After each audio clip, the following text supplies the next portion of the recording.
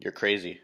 What's up, guys? Happy Monday. For this week's weekly discussion, we're going to do the most ridiculous repair slash scenario that I've seen in the shop so far. And man, this is a story. Right now, we're waiting for the internet. What are you doing? How is that comfortable? We're waiting for the internet guy to show up to hook up my internet. It's about 9:30 in the morning, so I'm a little bit crabby. I want to be at work. I want to be making money. But once he gets here, we'll pick this right back up once I can get on the road, and we'll get into this story. See my Camry? I love you. You're so boring, but I love you. Serious though, that car saves me a lot of money, but I hate driving something so boring. I need to get the Mazda done, give me some motivation so I can get the Fox body in there so I can have something fun to drive again. Welcome back, guys. So I guess we got internet hooked up now. Nice enough guy, but damn, it took forever. Gotta go drop off some bills, because that's something I have to do now. Then we'll get the story rolling.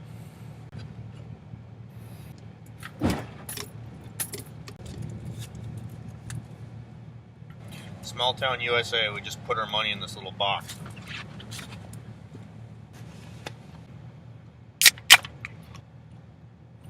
Alright, so let's get this story rolling. So the craziest thing that I've seen in the shop so far. This is the craziest story I have working in the shop so far. So a couple weeks ago, this car gets dropped off on a Saturday. It's a 2017 RAV4. And the customer says that his brakes completely locked up when he was on the highway. Kind of odd. We'll check it out. So Monday, because it got dropped off Saturday night. Monday, I take a look at the car. I pull it into my stall, and you can feel it. It feels like it's pulling something heavy. It feels like it's weighted down. Lift it in the air, and all four wheels are locked solid. Long story short, end up finding out that the master cylinder is bad. Pretty simple fix. Now keep in mind, I said 17 in master cylinder. This is a 2017 RAV4 that has 178,000 miles on it. Yeah, this guy was like some sort of cancer treatment, medicine delivery personnel, so he travels all over the place. So he almost had 200,000 miles on a 2017.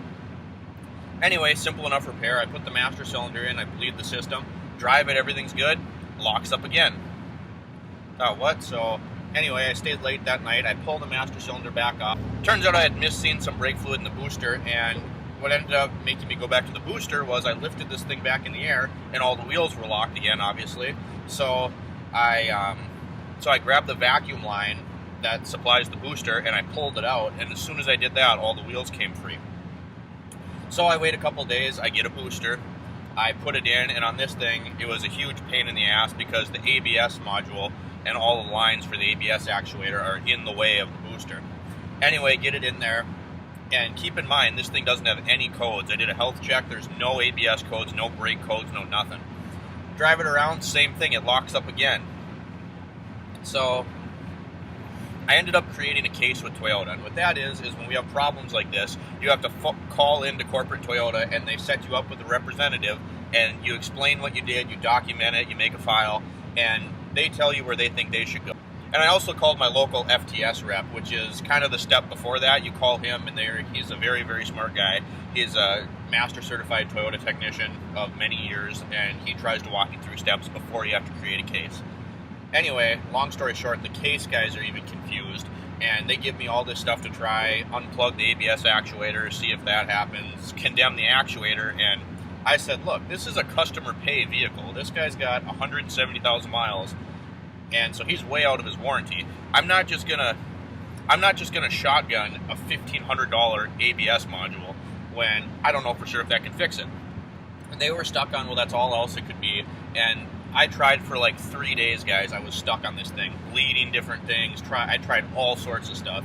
Finally, my brain was just complete mush. Like, I had no idea what the hell to even do at this point. So I call my case manager back, and he says, well, I'm going to get you in line with a Toyota engineer. Great. So this engineer comes on the phone after I'm on hold for like 10,000 years, and he says, are there any aftermarket accessories on this vehicle? And I said, well, not really. There's an Astro start. I'd already pulled the brain for the Astro and disconnected all the power to it, and that didn't change anything. Because sometimes aftermarket BS like that can cause you issues. And he said, no, I want you to take that completely out. I said, what? I said, I did. He goes, no, I want you to take the harness for the Astro out and call me back. Okay, so I went and grabbed one of our AstroStart installers because I figured I want him to cut it out. That way, if this doesn't end up helping us, he can be the one to install this and put it back in so that, you know, he can remove it so it's easy for him to install again. Long story short, I have him cut this harness out of this vehicle. I go drive it, no lockup at all. So it turns out what happened is the customer did not tell us this, but 4 days before he had it towed into our shop, he had the Astro put in at a different shop, and what ended up happening was they wired it wrong. One of the wires was backfeeding power into the ABS module, which was sticking open a valve in the actuator, and then that in turn released hydraulic pressure up to the master cylinder, blew out the seals in the master cylinder, and leaked into the brake booster. So long story short, there weren't any codes or anything. You'd think if something like this was happening, there was too much or insufficient voltage or resistance to a wire that's being backfed into a computer, you'd think that you'd have some sort of code. But there was no codes or anything, and what ended up happening was an incorrectly installed AstroStart wrecked all these parts and was the issue the whole time, causing the brakes to lock up. And it was just insane, and it, like, who would ever think that an AstroStart could cause you this kind of issue?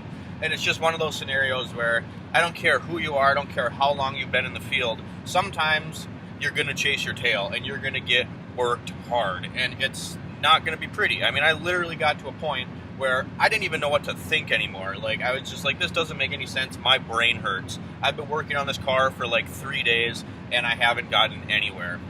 So, just these crazy things happen, and to me personally now, you learn a lot from these situations. I don't know that I would have done anything differently as far as how I went about diagnostics, but now that put in my brain that if you ever have some ridiculous crap going on, look for aftermarket accessories and things like these AstroStarts and stuff like that, because it's got to be something crazy, because it just didn't logically make any sense.